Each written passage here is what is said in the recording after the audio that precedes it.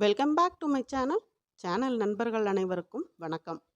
ஆட்டு ஈரல் இன்னைக்கு வாங்கிட்டு வந்திருந்தேங்க. பையனும் கேட்டுட்டு இருந்தான். எங்கள் வீட்டில் அவரும் கேட்டுட்டு இருந்தாரு. சரின்னு சொல்லி 1/4 கிலோ மட்டும் வாங்கிட்டு வந்தேன். ஏன்னா அவங்க 2 பேரும் தான் வீட்டில் அந்த ஆட்டு ஈரல் சாப்பிடுவாங்க. நான் நான்வெஜ்ஜு சுத்தமாக சாப்பிட மாட்டேன். பிள்ளைங்க வந்து 2 பேருமே வந்து ஆட்டு இறைச்சி சாப்பிட்றதில்ல. அதனால நான் வந்து இந்த ஈரல் வந்து 1/4 கிலோ அளவு மட்டும் வாங்கிட்டு வந்திருக்கேன். இப்போ இதை கழுவி ரெடி பண்ணி எடுத்து வச்சுக்கலாம். இப்போ இதுக்கு வெங்காயம்னு பார்த்தீங்கன்னா, ஒரு 5 மீடியம் சைஸில் வெங்காயம் எடுத்து பொடியாக நறுக்கிக்க போகிறேன். நல்ல காரசாரமாக இந்த தொக்கு வந்து சாப்பிட்றதுக்கு ரொம்ப நல்லாயிருக்கும். நீங்கள் இட்லி சுட சுட இட்லியோட சாப்பிட்றதுக்கும் நல்லாயிருக்குங்க. இப்போ பொடியாக வெங்காயம் நறுக்கி வச்சாச்சு. இப்போ நம்ம ஈரலை தாளிக்க ஆரம்பிச்சிடலாம். கடாய் ஒன்று அடுப்பில் வச்சுக்கோங்க. கொஞ்சமாக தான் செய்ய போகிறேன். தேங்காய்லாம் எதுவுமே அரைச்சி ஊற்ற போகிறதில்லங்க. அப்புறம் தேங்காய் எண்ணெயில் இந்த ஈரல் செஞ்சு பாருங்கள். டேஸ்ட் ரொம்ப நல்லாயிருக்கும். ஒரு 3 ஸ்பூன் அளவுக்கு தேங்காய் எண்ணெய் சேர்த்துக்கோங்க. உங்களுக்கு தேங்காய் எண்ணெய் வேண்டாம் அப்படின்னா, நீங்கள் நார்மலாக குக்கிங் ஆயில் என்ன யூஸ் பண்ணுறீங்களோ அதையே நீங்கள் சேர்த்துக்கலாம். தேங்காய் எண்ணெம்போது கொஞ்சம் மணமாக இருக்கும். நம்ம தேங்காய் எதுவுமே சேர்க்க போகிறதில்ல. இந்த பிரட்டல் வந்து ரொம்ப டேஸ்ட்டாக இருக்குங்க. சாப்பாட்டில் போட்டு பிசைஞ்சு சாப்பிட்றதுக்கு ரொம்பவே நல்லாயிருக்குங்க. ட்ரை பண்ணி பாருங்கள். இப்போ எண்ணெய் நல்லா சூடாகட்டும். சூடானதும் அதாவது பொடியாக நறுக்கின வெங்காயமும் கொஞ்சம் கருவேப்பிலையும் சேர்த்துருங்க.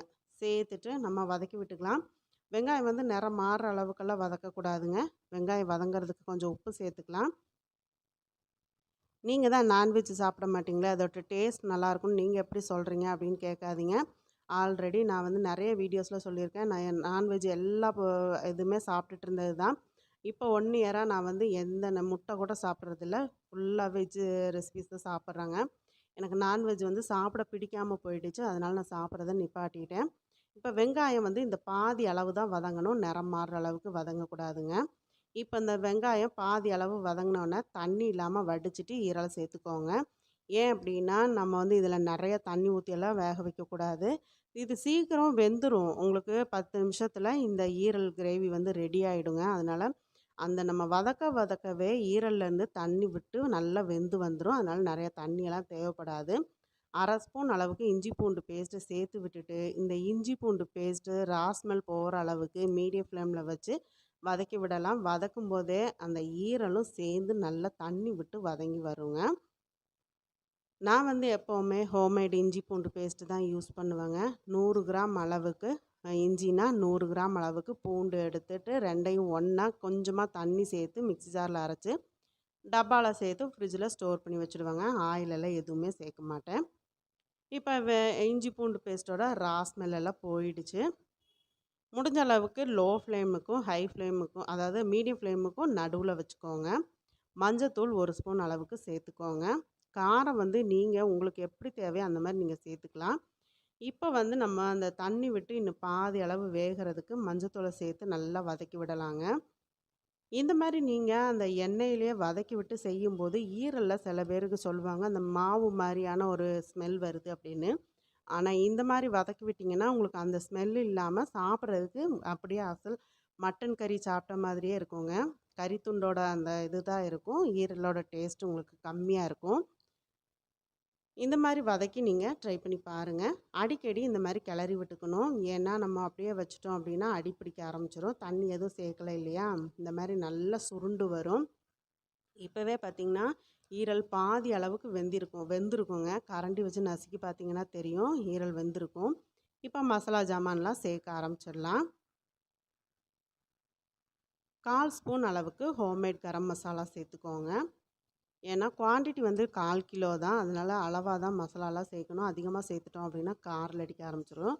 நான் எடுத்திருக்க ஸ்பூன் அளவும் பாருங்கள். நான் அதுக்கு 1.5 ஸ்பூன் அளவுக்கு மிளகாத்தூள் சேர்த்துருக்கேன். இது கூடவே தனி மல்லித்தூள் 1/2 ஸ்பூன் சேர்த்தா போதும். இதுலேயே மட்டன் குழம்பு மசாலாத்தூள் சேர்த்துக்கலாங்க. 1/2 ஸ்பூன் அளவு சேர்த்தா போதுங்க. சேர்த்துட்டு இப்போ லோ ஃப்ளேமில் வச்சு மசாலாவெலாம் ஒன்று போல் கலந்து விடலாம். மிளகுத்தூள் பொடி பண்ணினது அதுவுமே ஒரு 1/2 ஸ்பூன் சேர்த்துக்கலாம். இந்த மிளகுத்தூளோட வாசத்துக்குமே அந்த மசாலாவோட வாசத்துக்கும் இந்த ஈரல் வந்து ரொம்பவே நல்லா இருக்கும். நீங்கள் சாப்பாட்டில் சுட சுட சாதத்தில் அப்படியே இந்த ஈரல் கிரேவி போட்டு நீங்கள் பிசைஞ்சு அப்படியே சாப்பிட்லாம். டேஸ்ட் ரொம்ப நல்லாயிருக்கும். இல்லை ரசம் வச்சு சாப்பாடு வச்சு பக்கத்தில் இதை வச்சு கூட நீங்கள் சாப்பிட்லாம். சப்பாத்திக்கெல்லாம் கூட ரொம்பவே நல்லாயிருக்கும். சில சமயங்கள்ல சப்பாத்திக்கு என்ன செய்கிறதுன்னு யோசனை பண்ணிங்கன்னா, இந்த மாதிரி ஈரல் வாங்கிட்டு இந்த மாதிரி பெரட்டி வச்சு நீங்கள் வச்சு கொடுங்க. வீட்டில் எல்லாருமே பாராட்டுவாங்க. சூப்பராக இருக்குதுன்னு சொல்லி 2 சப்பாத்தி சாப்பிட்ற இடத்துல 4 சப்பாத்தி சாப்பிடுவாங்க. அந்த அளவுக்கு டேஸ்ட்டாக இருக்கும். நான் உங்களுக்கு எடுத்து காமிக்கிறேன் பாருங்கள். ஈரல் எந்த அளவுக்கு வெந்திருக்குன்னு பாருங்கள். பாருங்கள், பாதி அளவுக்கு கட் ஆகிருக்குது.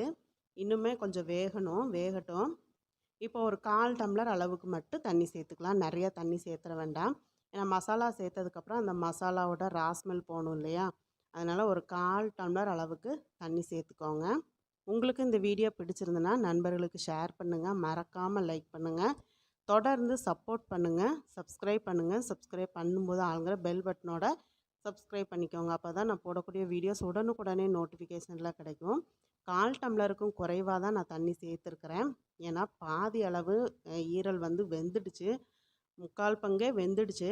அதனால் நமக்கு ரொம்பலாம் கொலையெல்லாம் வேணுங்கிறது இல்லை. அதே சமயத்தில் நம்ம அப்படியே எடுத்து வச்சு சாப்பாட்டில் பிசைஞ்சு சாப்பிட்ற மாதிரி தான் கிரேவி பண்ணுறோம்.